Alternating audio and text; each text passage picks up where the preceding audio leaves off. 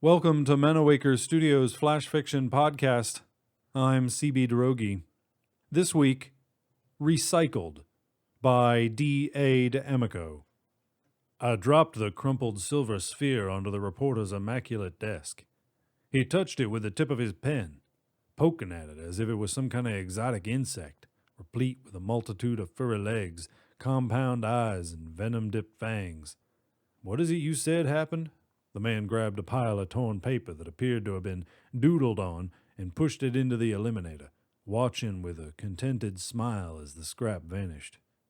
In the 8 years since the invention of the Eliminator, a device that made just about anything go who knows where, people had gotten fastidious, even compulsive, about disposing items they considered clutter.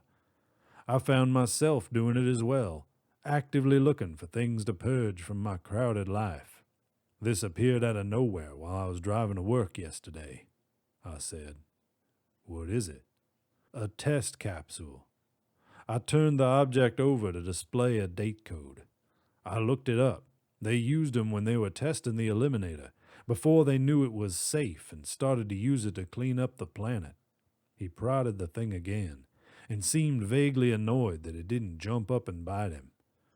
"So? Then this thing this morning." I dropped a second object onto the desk. It tinkled like glass against the clear plastic. The man's eyebrows shot up like two startled caterpillars. "A test beacon," I said. "So this stuff," he waved his pen over the items like a magic wand, "they're what? Junk? A prank? What?" I sighed. I thought this might happen, since I hadn't really put it all together myself until the third piece appeared. It popped out of nowhere as I rode the elevator up to the newsroom, hitting the carpeted floor with a dull squelching sound. I dropped that on the table as well. He leapt up, shrieking like my 6-year-old daughter having a tantrum. The dead rat lay between us, crumpled like an old candy bar, its tiny face set in an accusatory glare. A little fluorescent yellow vest hung off one furry shoulder. Imprinted on the vest was a date code, similar to the one on the test capsule lying beside it. "You're crazy!" He grabbed a notepad by the edge and quickly scraped all 3 items from his desk into the Eliminator, following them with the notepad itself.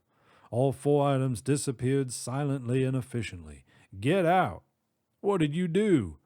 I lunged for my evidence, but it was gone. "Get out," he said a bit more firmly. "You don't understand," I said. "It's coming back. It's all coming back." "You're nuts." The reporter pressed a small red button on the edge of his desk, presumably to have me forcibly removed.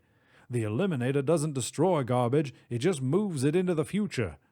The people who've developed the Eliminator technology thought they'd invented a disintegrator, a device that'd free the world from the crushing mass of its own waste. But what they'd really invented was a time machine, and time had run out. "You have to tell the people," I cried. "You have to warn them that everything they've thrown away in the last 8 years is going to come back." And not slowly.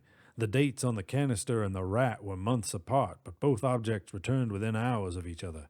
What would happen when a month's worth of debris came back all at once? How much was that? A couple of tons? What if 1,000 tons returned? A rain of trash popping into existence, randomly peppering the city. To punctuate my plea, a hail of shiny titanium screws showered the reporter's desk, appearing from nowhere. Then a thick splash of soggy brown ooze that smelled like week-old coffee grounds. I looked out the window. A moldy orange slapped the outside of the glass, sliding slug-like out of sight. "What have we done?" I whispered, as more, less appealing things began to appear. This has been Recycled, written by D.A. D'Amico, and first appearing in Eschatology magazine.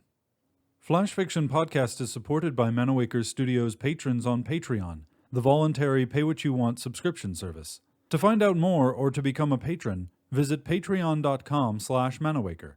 For more information about Manawaker Studios' other projects, including books and games, visit manawaker.com, which is also where you should go to learn more about the authors featured on this podcast or to get details about submitting a story. The Flash Fiction Podcast theme song is by Kevin MacLeod. I'm CB Droege. You can follow me on Twitter and Facebook at CBDROEGE. Thanks for listening.